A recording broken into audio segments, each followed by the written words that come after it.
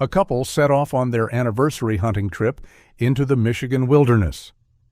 But they never returned, vanishing without a trace into the vast forest. Then, 2 years later, their dog suddenly shows up on the porch, injured, emaciated, and carrying a secret that would trigger a chain of events exposing an unthinkable nightmare. Elizabeth Spence pushed herself up from her knees, wincing as her arthritic joints protested the movement. The Michigan sun beat down on her weathered hands as she pulled another weed from around her tomato plants. At 72, the garden work seemed to get harder each year, but she'd be damned if she'd let the weeds take over. Not after all the work she'd put into this patch of earth over the decades. Just a few more, she muttered to herself, eyeing the row of vegetables that still needed attention. But the timer she'd set in the kitchen began its insistent beeping, reminding her of the pot roast simmering on the stove. With a grunt of effort, she leveraged herself to her feet, one hand pressed against her lower back. The walk to the house seemed longer than it used to. Each step up the wooden porch stairs sent a twinge through her knees. She'd been putting off this garden work for weeks, but with Niels busy at his job and Dean, she stopped that thought before it could fully form. 2 years. 2 years since Dean and his wife Jocelyn had gone hunting and never come back. Elizabeth reached for the screen door handle, already thinking about the carrots she needed to add to the roast, when movement on the porch caught her eye. She turned, expecting maybe a raccoon or stray cat. The trowel clattered from her nerveless fingers. There, lying on the worn wooden boards of her porch, was a dog. But not just any dog. Even through the matted, filthy fur and the shocking thinness of his body, she recognized him instantly. Rufus, Dean's Irish wolfhound. Elizabeth stumbled backward, her hand flying to her chest where her heart had begun a wild, painful rhythm. "No," she whispered, blinking hard. "No, it can't be." The dog lifted his head weakly at the sound of her voice. One of his front legs was wrapped in what looked like a makeshift bandage, stained and filthy. His ribs showed starkly through his coat, and there was a raw, infected wound on his forehead. But those eyes, those gentle brown eyes that had always looked at Dean with such devotion, they were unmistakably Rufus's. "Oh, my God!" Elizabeth gasped, her legs threatening to give out. She gripped the porch railing, unable to look away from the impossible sight before her. 2 years. The dog had been missing for 2 years, along with Dean and Jocelyn. The search parties had found nothing. No bodies, no gear, no trace of them, or Rufus, in those vast Michigan woods. With shaking hands, she fumbled for her phone in her pocket, nearly dropping it twice before managing to dial 911. 911, what's your emergency? "This is Elizabeth Spence," she managed, her voice barely above a whisper. I need officers at my house immediately. My son's dog just showed up. My son who's been missing for 2 years. "Ma'am, can you repeat that?" "Dean Spence's dog," she said more firmly, though her voice still shook. "My son is DEA agent Dean Spence. He went missing 2 years ago with his wife Jocelyn while hunting. Their dog just appeared on my porch. He's injured badly. Please, send someone now." "Units are on their way, Mrs. Spence. Are you safe? Is anyone else there?" "Just me and the dog. He can barely move." "Oh, God, what does this mean? Where's my son?" "Stay on the line with me, ma'am. Officers will be there shortly." Elizabeth sank down onto the porch steps, keeping her eyes on Rufus. The dog's tail gave a weak thump against the boards, as if he recognized her too. She wanted to go to him, to comfort him, but her legs wouldn't cooperate. All she could do was stare and whisper, "Where's Dean, boy? Where's my son?"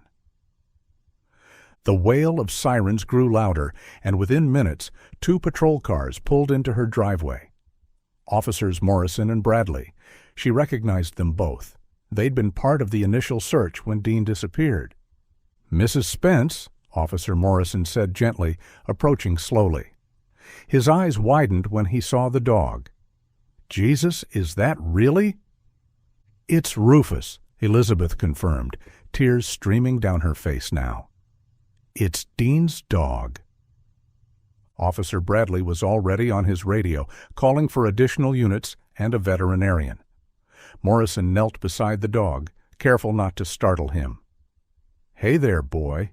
You've had a rough time, haven't you?" He looked up at Elizabeth. "We need to get him medical attention immediately, and we'll need to take you to the station, Mrs. Spence. The detectives will want to speak with you right away." "But what about searching? If Rufus is alive, maybe Dean—" "We'll handle everything," Morrison assured her. "Let's focus on getting you and the dog somewhere safe first." More vehicles arrived. An animal control van with a veterinarian, 2 more patrol cars, and an unmarked detective's vehicle. Elizabeth watched in a daze as the vet, a young woman with gentle hands, carefully examined Rufus where he lay. "Severe malnutrition, dehydration," the vet murmured. "This wound on his head is infected. The leg, someone tried to bandage this, but it's been a while. We need to get him to the clinic immediately." They loaded Rufus onto a special stretcher, the dog whimpering softly, but too weak to resist. Elizabeth found herself in the back of Officer Morrison's patrol car, heading to the station. Her mind raced with questions. How had Rufus survived 2 years in the wilderness? Who had bandaged his leg? And most importantly, what had happened to Dean and Jocelyn? The familiar building of the police station came into view, but it felt surreal, like she was watching someone else's life unfold. Officers held doors for her, guided her to a comfortable interview room, not the stark interrogation rooms she'd seen on TV, but a softer space with padded chairs and a coffee maker in the corner. "Mrs. Spence, I'm Detective Walsh," a woman in her 40s introduced herself. "I know this must be overwhelming. Can I get you some water? Coffee?" "Where's the dog?" Elizabeth asked. "I need to know he's being taken care of." "Dr. Hernandez from the Emergency Veterinary Clinic is with him now. She'll update us as soon as she can. Right now, I need you to tell me exactly what happened." More people filed in. Detectives she recognized from Dean's department at the DEA, uniformed officers who'd known her son. The small room grew crowded with concerned faces. Elizabeth recounted finding Rufus, her voice growing steadier as she spoke. The detectives took notes, asked careful questions. When did she last see the dog before today? What was his condition then? Had she noticed anything unusual around her property recently? "The bandage on his leg," Detective Walsh said thoughtfully. "That's not something a dog could do to himself. Someone helped him." "Then someone's seen him," Elizabeth said urgently. "Someone knows something." "We're already mobilizing search teams," another detective assured her.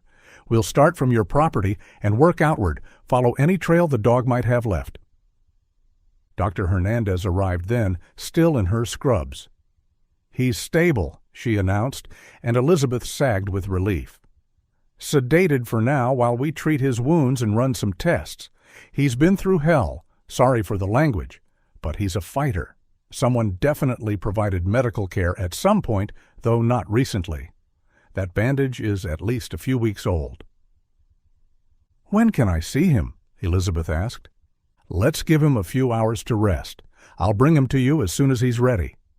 The vet paused. "Mrs. Spence, that's one tough dog. Whatever happened out there, he fought to make it back." Elizabeth nodded, fresh tears spilling over.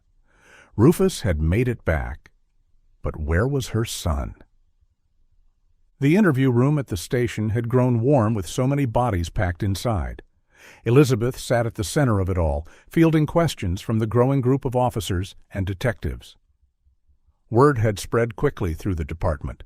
Dean Spence's dog had returned after 2 years. "Mrs. Spence, think carefully," Detective Walsh pressed gently. "In the days before Dean and Jocelyn went hunting, did he mention anything unusual? Any concerns about his work, threats he'd received?" Elizabeth shook her head slowly. "Nothing." He was excited about the trip. They'd been planning it for months, their anniversary hunting trip. He said the woods up north were perfect this time of year for deer. The door opened and 3 more officers entered, including Lieutenant Marcus Hayes from the DEA.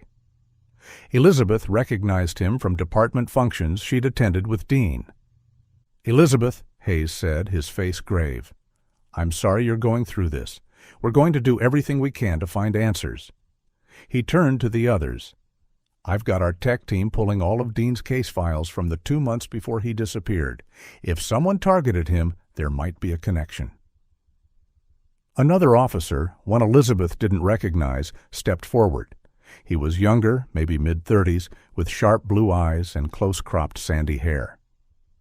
"Mrs. Spence, I'm Officer Dmitry Volkov. I worked a few joint operations with Dean. He's a good man."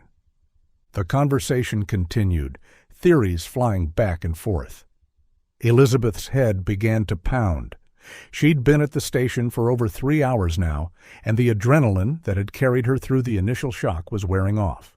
Her arthritis was flaring badly, joints stiffening from sitting in the same position. "I think Mrs. Spence has had enough for now," Officer Volkov said suddenly, noticing her discomfort. "Perhaps someone should take her home. She needs rest, and we need to coordinate the search teams anyway." Detective Walsh nodded. "He's right. Elizabeth, we'll continue working here. Is there someone we can call to stay with you?" "My other son, Niels, but he's at work in Detroit. It'll take him a few hours to get here." "I can drive you home," Officer Volkov offered. "Make sure you're settled safely. This has been a tremendous shock." Elizabeth accepted gratefully. Her own car was still at home, and she wasn't sure she could manage the drive anyway, with her hands shaking as they were. As they prepared to leave, Dr. Hernandez called with an update. "Rufus is stable, but still sedated. I want to monitor him for a few more hours. Make sure there are no complications from the treatment. Would it be all right if I brought him to your home this evening? I'd like to check his response when he wakes up fully, see how he does in familiar surroundings." "Yes, please," Elizabeth said immediately. He should be home. The drive back to her house felt surreal. Officer Volkov kept up a gentle stream of conversation, asking about her garden, her years in the community. He seemed genuinely kind, helping her from the car when they arrived, making sure she had her keys. "The search teams will be working through the night," he assured her as they walked to her door. "Every available officer is being called in. We'll find answers, Mrs. Spence." Inside, Elizabeth sank into her favorite armchair, the one where she used to sit and watch Dean and Niels play as boys. Officer Volkov checked the windows, the back door, making sure everything was secure. "Would you like me to wait until your son arrives?" he offered. "No, you've been very kind. I'll be fine." She paused. "Officer Volkov, do you really think... Could Dean still be alive?" Something flickered across his face. Concern? Sympathy? It was gone before she could identify it. If anyone could survive out there, it would be Dean. He knew those woods better than most. The sound of a car in the driveway interrupted them. Elizabeth looked out to see Niels's pickup truck pulling in at speed, gravel spraying. Her younger son was out of the vehicle before it had fully stopped, rushing toward the house. "Mom!" Niels burst through the door, immediately wrapping her in a careful hug. At 38, he was the opposite of his older brother in many ways. Where Dean was calculated and methodical, Niels was impulsive and emotional. "I'm sorry I couldn't get here sooner. Traffic was a nightmare, and my boss was being a complete—" He noticed Officer Volkov and stopped. "Sorry, I'm Niels Spence." "Officer Dmitry Volkov." They shook hands. "I was just making sure your mother got home safely." "Is it true? Rufus really came back." "He's at the vet clinic," Elizabeth explained. "Dr. Hernandez will bring him home soon. He's in bad shape, but alive." Niels ran his hands through his hair, a gesture so reminiscent of his father that Elizabeth's heart clenched. "Jesus, 2 years? How is that even possible?" "That's what we're trying to determine," Officer Volkov said. "I should get back to the station, help coordinate the search efforts." He turned to Elizabeth. "You have my card. Call if you need anything or remember any details that might help." "Thank you for driving me home," Elizabeth said. "You've been very kind." Volkov was just stepping off the porch when another vehicle turned into the driveway, a van with emergency veterinary services emblazoned on the side. Dr. Hernandez was behind the wheel. "Perfect timing," the vet called out, climbing from the van. "He's starting to wake up. I'll need help getting him inside." Officer Volkov immediately turned back. "I'll help." They opened the van's rear doors to reveal Rufus on a special cushioned stretcher. The dog's eyes were open, but still glazed from sedation. His head lifted slightly at the sound of voices. "Easy, boy," Dr. Hernandez soothed. "Let's get you—" The transformation was instantaneous. The moment Rufus's gaze landed on Officer Volkov, the dog exploded into motion. Despite his weakened state and the sedation still in his system, he lunged upward, a deep growl rumbling from his chest. His lips pulled back, showing teeth, and he barked with a ferocity that made everyone step back. "Whoa!" Niels exclaimed, moving protectively in front of his mother. Rufus continued to bark and snarl, his entire focus on Officer Volkov, who had taken several steps backward, hands raised. "It's okay," Volkov said, though Elizabeth noticed he'd gone pale. "I probably smell like my K9 unit. Duke was in my patrol car all morning. Dogs can be territorial about that." But Rufus wasn't backing down. Despite Dr. Hernandez's attempts to calm him, he continued to growl, hackles raised, eyes never leaving the officer. "Maybe you should go," Niels suggested. "We can handle it from here." Volkov nodded, attempting a laugh that didn't quite reach his eyes. "Yeah, probably best. Duke's a German shepherd, very different energy from a wolfhound. Rufus probably thinks I'm bringing competition into his territory." He backed toward his patrol car. I'll check in tomorrow. Make sure everything's okay." Only after the patrol car had pulled away did Rufus begin to calm, though he kept looking toward the road, a low rumble still in his throat. "That was strange," Dr. Hernandez mused. "In my experience, dogs don't usually react that strongly to just a scent, especially not in Rufus's condition." "Well, let's get him inside," the vet said. "He needs rest, and I want to monitor him for a few more hours. Mrs. Spence, do you still have his bed? Familiar items will help." "Everything's just as they left it," Elizabeth said softly. "I couldn't bear to change anything." As they carefully carried Rufus into the house, Elizabeth couldn't shake the image of the dog's reaction to Officer Volkov. In all the years Rufus had been part of their family, she'd never seen him act that aggressive toward anyone. Dr. Hernandez had left an hour ago, satisfied that Rufus was stable enough to remain in Elizabeth's care. The dog now lay on his old bed in the corner of the living room, the same spot where he'd always kept watch when Dean and Jocelyn visited. His breathing was steady but labored, ribs visible with each rise and fall of his chest. Niels sat across from his mother at the kitchen table, 2 cups of coffee growing cold between them. The familiar ritual of sharing coffee felt strange under these circumstances. The same table where they'd gathered for countless family meals, now heavy with unspoken fears. "He loved that dog more than anything," Niels said quietly, watching Rufus sleep. "Remember when he first brought him home? Jocelyn was so mad. You didn't tell me he'd be the size of a small horse." Elizabeth managed a weak smile. But she fell in love with him just as fast, used to sneak him treats when she thought Dean wasn't looking. "Dean always knew," Niels added. "He'd pretend he didn't see." They lapsed into silence. Elizabeth's arthritis was acting up worse than usual, stress making her joints feel like they were full of ground glass. She rubbed her swollen knuckles absently. "Mom, that reaction to the officer earlier—" Niels started. "I know. It was strange. Dean always said Rufus could read people better than any person could.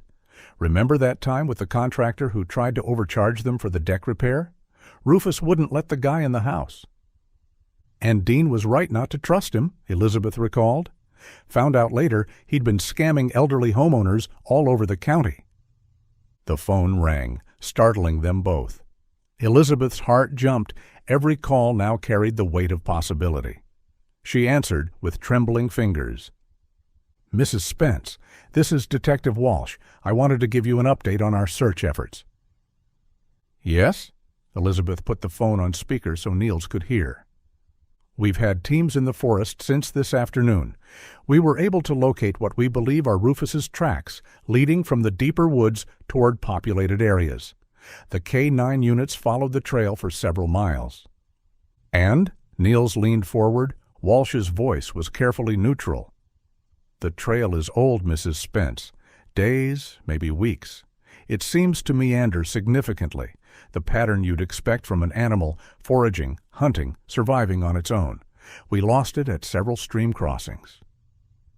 "But someone bandaged his leg," Elizabeth protested. "Someone helped him." "Yes, that's unusual. We're exploring the possibility that maybe a hunter or hiker came across him at some point and provided basic first aid. But honestly, Mrs. Spence, that bandage is crude. It could have been there for quite some time. In this wilderness, it's not uncommon for people to help injured animals they come across without reporting it." "What are you saying?" Niels's voice had an edge to it. Detective Walsh sighed audibly. "Based on what we're seeing, the dog's condition, the meandering trail, the time frame, our working theory is that Rufus has been surviving in the wilderness for the past 2 years. Dogs are remarkably adaptable, especially a breed as hardy as an Irish wolfhound. He would have been able to hunt small game, find water sources." "You think my son is dead?" Elizabeth's words were flat, not a question. "Mrs. Spence, I know this isn't what you want to hear, but 2 years in those woods with no confirmed sightings, no evidence of camps or shelters beyond what we found in the initial searches. The most likely scenario is that Dean and Jocelyn encountered some kind of accident, a fall, perhaps, or wildlife. The dog survived because he's a dog. They're built for survival in ways humans aren't." "That's bullshit," Niels snapped. "My brother was DEA. He was trained for survival situations. He knew those woods like the back of his hand." "I understand your frustration." "No, you don't. You're writing them off based on a few hours of searching and some dog tracks." "Mr. Spence, we're not writing anyone off. The search will continue. We'll have teams out there for days, maybe weeks. We'll search every cave, every ravine, every possible shelter. But I wanted to be honest with you about what we're finding so far." Elizabeth closed her eyes. "Thank you for the update, Detective. We'll call immediately if anything changes. Try to get some rest." After she hung up, Niels slammed his fist on the table. "They're giving up already, just like 2 years ago."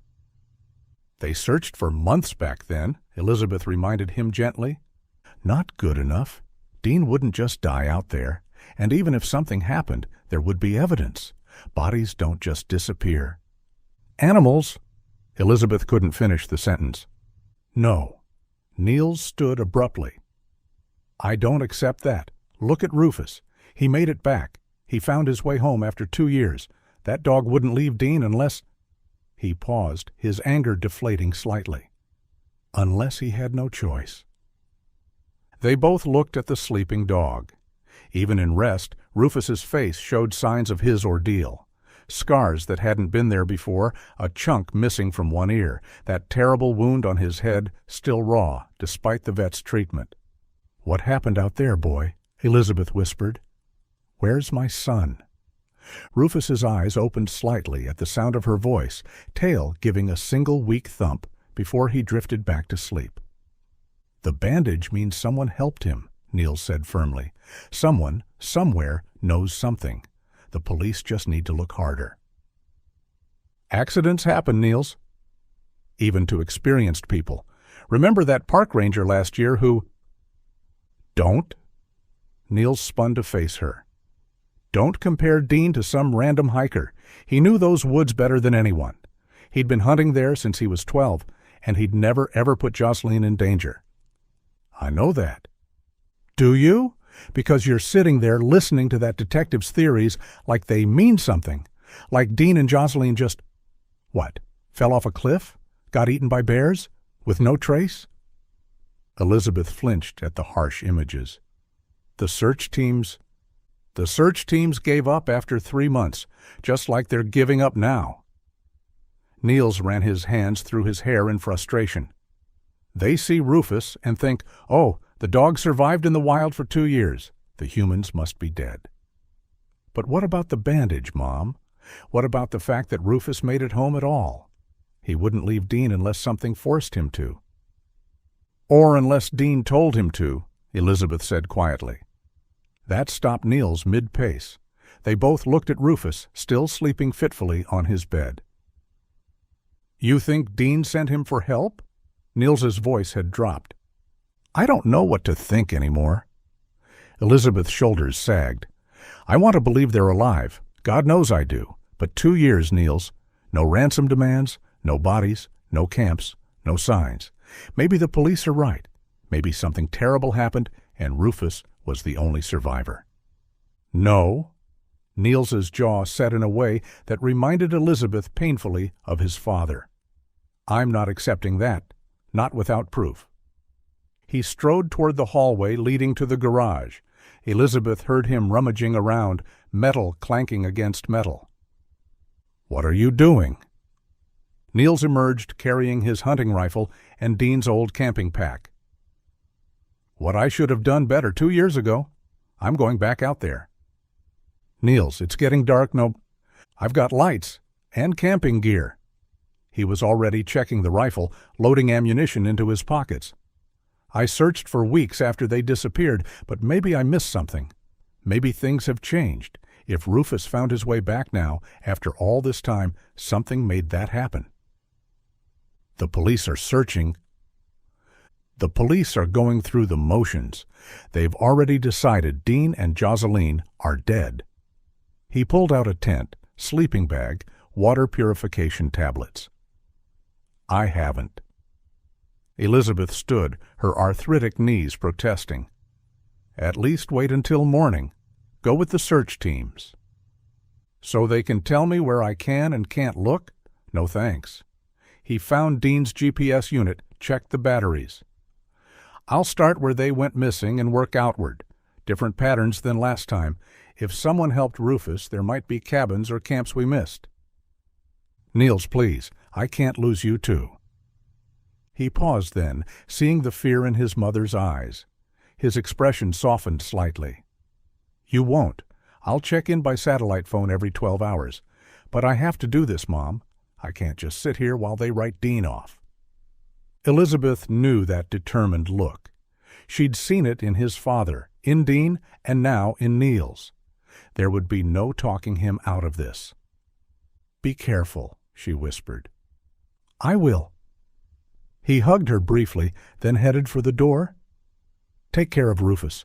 Maybe when he's stronger, he'll be able to show us something. The police said the trail went cold. The police followed one trail.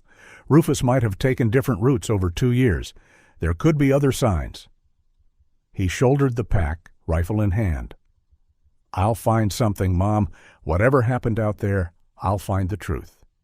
Elizabeth watched from the doorway as Niels loaded his truck, every movement sharp with purpose. She wanted to stop him, to keep her remaining son safe, but she understood his need to act. The not knowing was its own kind of torture. As the truck's taillights disappeared into the gathering darkness, Elizabeth closed the door and returned to Rufus's side. The dog's eyes were open now, watching her with an ancient sadness. He's going to look for them, she told the dog unnecessarily. Just like you did, I suppose. Rufus whined softly, his gaze moving to the door as if he too was watching Niels leave. Elizabeth settled into her chair, one hand resting on the dog's head. Whatever secrets those woods held, she prayed they would finally give them up. The house felt too quiet with Niels gone. Elizabeth sat in her armchair beside Rufus's bed, the only sounds the ticking of the grandfather clock in the hallway and the dog's labored breathing. It was past 10 o'clock now, the window's dark mirrors reflecting the warm lamplight of the living room. Do you remember? All those Sunday dinners, you under the table hoping for scraps? Joseline always snuck you pieces of roast when she thought I wasn't looking. Her voice caught. I miss them so much. I keep wondering, will I ever see my boy again? Will he walk through that door like you did? She knew she was being maudlin, talking to a dog about her fears, but who else was there? Niels was out in those dark woods, chasing shadows and hope. Her arthritis was too bad tonight to call her sister in Florida. Holding the phone that long would be agony. So she sat with Rufus, 2 survivors keeping vigil together. The police think they're gone, she whispered. They think you lived wild all this time, that Dean and Joseline had an accident. But you wouldn't leave him, would you? Not unless you had to. Not unless he told you to go. A sharp knock at the door shattered the quiet. Elizabeth's heart leaped. Niels must have changed his mind, decided to wait until morning after all. She pushed herself up from the chair, joints protesting, and shuffled to the front door. Through the peephole, she was surprised to see Officer Volkov standing on her porch, his uniform crisp despite the late hour. He was holding what looked like a manila folder. Elizabeth opened the door part way. Officer Volkov? It's rather late. I apologize, Mrs. Spence, he said, and he did look genuinely apologetic. I know it's after 10, but I've been going through old case files at the station, cross-referencing some of Dean's DEA work with missing persons reports from the last few years. I think I might have found something. A lead? Possibly. There are some connections I'd like to show you, get your input on. I was going to wait until morning, but I saw your lights were still on, and I thought you'd want to know immediately if there was any new information. Of course, yes, come in. The moment she began opening the door wider, Rufus exploded into a frenzy of barking. Despite his weakened state,